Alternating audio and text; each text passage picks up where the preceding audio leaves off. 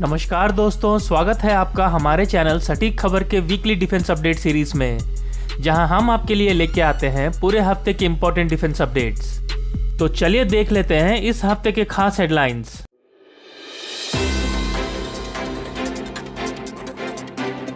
Indian army के 3 जवानों की शहादत के बाद भारत ने लिया पाकिस्तान से बड़ा बदला। 18 के करीब मारे गए पाकिस्तानी जवान और कमांडोज। भारत के 5वें Scorpene class submarine INS Vagir को अरेबियन सी में किया गया लॉन्च। ओडिशा के कोस्ट से भारत ने अपने QR-SAM का सफलतापूर्वक किया परीक्षण।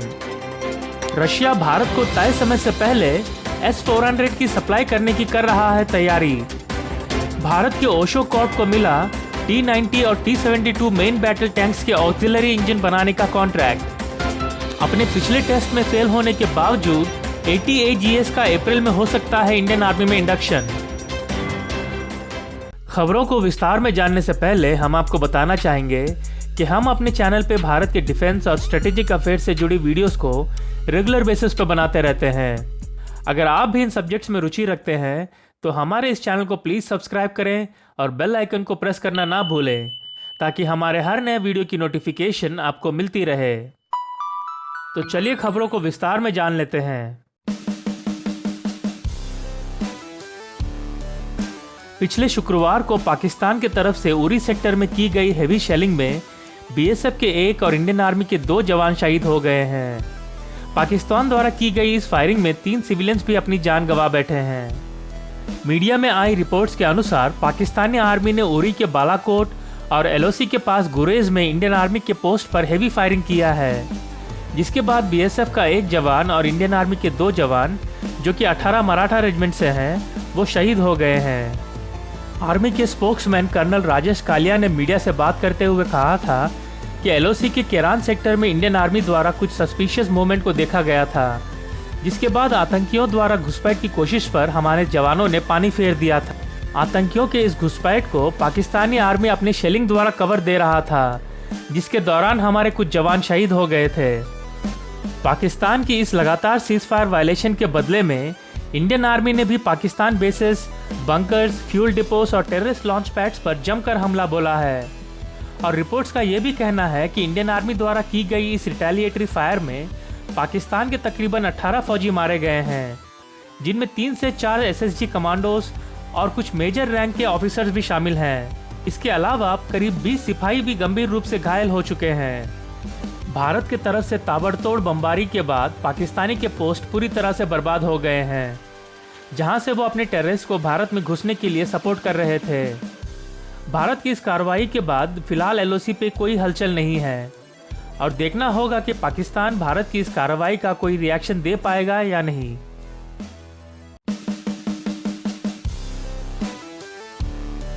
पिछले गुरुवार को रक्षा राज्य मंत्री ने प्रोजेक्ट 75 के अंतर्गत बनी भारत के 5वें Scorpene class submarine INS Vagir को वीडियो कॉन्फ्रेंसिंग द्वारा अरेबियन सी में लॉन्च किया है। फ्रेंच नेवल डिफेंस और एनर्जी कंपनी DCNS द्वारा निर्मित INS वागीर एक कलवरी क्लास का सबमरीन है, और ये इस क्लास के अंतर्गत बनाई जा रही 6 सबमरीन में से 5वां सबमरीन है। प्रोजेक्ट 75 के अंतर्गत इन 6 सबमरीन्स को भारत के defence PSU Mazagon Dock Ship Builders द्वारा बनाया जा रहा है, जिन्होंने इस श्रृंखला में पहला सबमरीन INS कलवरी को 2015 में लॉन्च किया था, जिसे 2017 में इंडियन नेवी में कमीशन भी कर लिया गया है। INS कलवरी के बाद मस्गांव शिप बिल्डर्स द्वारा 3 और सबमरीन्स को लॉन्च किया गया था, जिनमें INS खंडेरी को 2017 में, INS करंज को 2018 में और INS वेला को 2019 में लॉन्च किया गया था। INS वागीर के लॉन्च के दौरान मीडिया से बात करते हुए वेस्टर्न नेवल कमांड के वाइस एडमिरल RB पंडित ने कहा कि वे INS वागीर को 1 साल के अंदर ही इंडियन नेवी में कमीशन करने की कोशिश करेंगे। उन्होंने आगे ये भी कहा कि उनके पास अभी 2 कलवरी क्लास सबमरीन्स ऑपरेशनल हैं, और बाकी के 4 को भी जल्द से जल्द इंडियन नेवी में कमीशन करने पर काम कर रहे हैं। स्कॉर्पियन क्लास सबमरीन किसी भी तरह के मल्टी रोल ऑपरेशन को अंजाम दे सकती हैं, जिसमें एंटी सरफेस और एंटी सबमरीन वॉरफेयर दोनों शामिल हैं।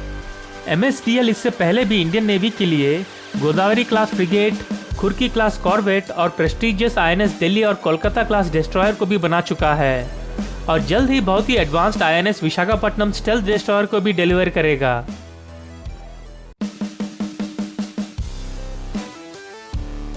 भारत ने पिछले शुक्रवार को ओडिशा के बालासोर से QRSAM यानी quick reaction surface to air missile का सफल परीक्षण किया है।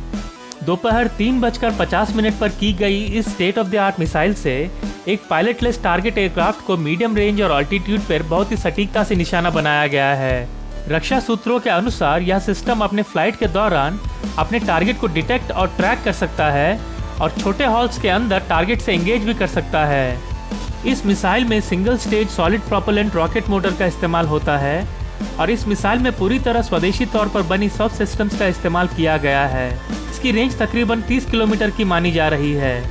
DRDO की कई सारी लैबोरेटरीज जैसे कि DRDL, RCI, LRDE, IRDE और ITR ने भी इस टेस्ट में हिस्सा लिया था।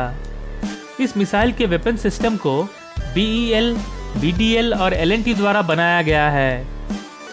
QRSAM एक कैनिस्टर बेस्ड मिसाइल सिस्टम है जिसे एक मोबाइल लॉन्चर से भी लॉन्च किया जा सकता है और शुक्रवार को की गई टेस्ट में QRSAM सिस्टम की सारे एलिमेंट्स जैसे कि battery multifunction radar, battery surveillance radar, battery command post vehicle और मोबाइल लॉन्चर को इस टेस्ट में इस्तेमाल किया गया था। इस टेस्ट के साथ QRSAM के सारे डेवलपमेंट ट्रायल्स खत्म हो गए हैं और अब इनको आगे चलकर इंडियन आर्मी और इंडियन एयरफोर्स द्वारा टेस्ट किया जाएगा, जिसके बाद इनकी प्रोडक्शन और इंडक्शन शुरू कर दी जाएगी।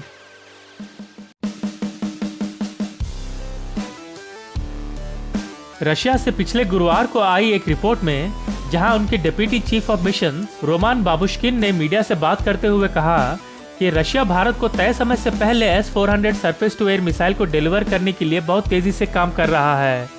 अक्टूबर 2018 में अमेरिका के लाख रोकने और धमकाने के बावजूद भारत ने अपने सुरक्षा मामलों पर कॉम्प्रोमाइज ना करते हुए रशिया के साथ तकरीबन $5.4 बिलियन में S-400 के डील को साइन किया था, जिसकी डिलीवरी 2021 के अंत तक शुरू होनी है। भारत के दोनों तरफ के बॉर्डर पर लगातार तरीके से बढ़ती हुई घुसपैठ की कोशिशों को देखते हुए भारत ने इस साल की जून-जुलाई में रशिया से S-400 की डिलीवरी को समय से पहले करने की रिक्वेस्ट की थी, जिस पर रशिया ने भी सकारात्मक जवाब दिया था। S-400 एक ऐसा मिसाइल सिस्टम है जो कि दुश्मन की तरफ से आ रहे किसी भी एयरक्राफ्ट, मिसाइल या ड्रोन को 400 किलोमीटर की दूर पे ही मार कर गिरा सकता है। इसका मतलब ये हुआ कि अगर पाकिस्तान के किसी भी एयरबेस से अगर कोई फाइटर जेट भारत की तरफ टेक ऑफ भी करता है तो वो टेक ऑफ करते ही S-400 के निशाने पे आ जाएगा। S-400 के आने के बाद पाकिस्तान की जेट्स हम पे अटैक करना तो दूर की बात है, वो अपने बॉर्डर को भी क्रॉस नहीं कर पाएंगे और यही हाल चाइना का भी हो सकता है। भारत ने पिछले साल S-400 के लिए रशिया को पहली किस्त में $800 मिलियन का पेमेंट भी कर चुका है। इन सब के अलावा भारत जल्द ही रशिया के साथ तकरीबन 200 कमोव अटैक हेलीकॉप्टर और 7 लाख AK-203 राइफल के मैन्युफैक्चरिंग की डील को भी फाइनल कर सकता है।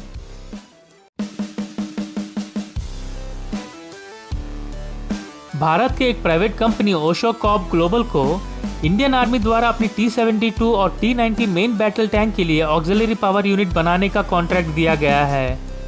ऑक्सिलरी इंजन की मदद से किसी भी मेन बैटल टैंक की मेन इंजन की लाइफ को कंजर्व किया जा सकता है और मेन इंजन से पैदा होने वाले अकोस्टिक सिग्नेचर और थर्मल सिग्नेचर को भी कम किया जा सकता है। ओशो कॉर्प के CEO आशुतोष खाटे ने कहा है कि T-72 और T-90 भारत के मैकेनाइज्ड फोर्सेस की नींव हैं और auxiliary power unit in tanks की फायर कंट्रोल सिस्टम और एंसिलरीज के लिए एक अल्टरनेट पावर सोर्स होगा। APU का इस्तेमाल सर्वेलेंस, ट्रेनिंग या लल पीरियड में किया जा सकता है, जिससे मेन इंजन की लाइफ को कंजर्व किया जा सकता है। इंडियन आर्मी ने T-72 और T-90 के लिए 2 अलग अलग APUs को ट्रायल्स के लिए बनाने को कहा है, जिसके बाद ओशो कॉर्प को तकरीबन 3260 APUs बनानी पड़ेंगी। 3260 APUs में से T-90 के लिए तकरीबन 1660 यूनिट्स और T-72 के लिए 1600 यूनिट्स होंगी।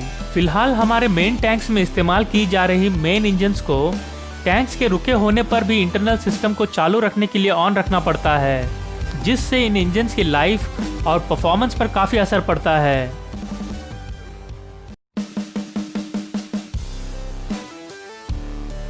जैसे कि हमने आपको अपने पिछले एक वीडियो में बताया था कि भारत में पूरी तरह स्वदेशी तौर पर बनी advance towed artillery gun system या ATAGS का आखिरी राउंड के टेस्ट में आखिरी राउंड के फायर के दौरान इसका बैरल फट गया था। इस इंसिडेंट के बाद इस पूरे प्रोग्राम पर ही काले बादल मंडराने लगे थे, जब ये बोला जा रहा था कि इस पूरे प्रोग्राम को फिर से ड्राइंग रूम में भेज दिया जाएगा, जो कि तब तक अपने सारे टेस्ट में दुनिया की बेस्ट आर्टिलरी गन से भी बेहतर परफॉर्म कर रहा था। पर अब इस गन को लेकर एक अच्छी खबर आ रही है। Multi agency failure investigation committee की एक रिपोर्ट के बाद यह गन फिर से एक बार फायर करने को तैयार हो रहा है। सितंबर में बैरल फटने की इंसिडेंट से पहले ATAGS ने अपने सारे टेस्ट में शानदार परफॉर्मेंस दिया था। ATAGS को हर वेदर और टाइम कंडीशन में टेस्ट किया गया था और सिर्फ एक ही गन से 1000 से भी ज़्यादा राउंड्स को फायर भी किया गया था। ATAGS की स्पेसिफिकेशंस को देखें तो ये एक 155 mm कैलिबर की गन है, जिसके गन की लंबाई 6975 mm है। इसको ऑपरेट करने के लिए 6 से 8 मेंबर्स की ज़रूरत होती है। इस गन की रेंज 48 किलोमीटर की है, जो कि दुनिया की किसी भी टोड आर्टिलरी गन की रेंज से भी ज़्यादा है। ATAGS के साथ मेक इन इंडिया का प्राइड भी जुड़ा हुआ है और ये DRDO और भारत का एक बहुत ही महत्वाकांक्षी प्रोजेक्ट है, जिसे रिपब्लिक डे परेड में भी शामिल किया गया था। भारत अगले कुछ सालों में 3000 टोड आर्टिलरी गन्स को इंडक्ट करेगा, जिनमें आधे से ज़्यादा ATAGS होंगे। अब फिर से एक बार इन गन्स की टेस्ट को अनुमति मिलना न सिर्फ इस प्रोजेक्ट के लिए बल्कि पूरे भारत के लिए गर्व की बात है। आज की इस वीडियो में बस इतना ही। आपको हमारा ये वीडियो कैसा लगा हमें कमेंट करके ज़रूर बताएं। आगे और भी ऐसी सटीक खबरें और उनके विश्लेषण के लिए हमारे चैनल को प्लीज़ लाइक, शेयर और सब्सक्राइब ज़रूर करें। धन्यवाद। जय हिंद।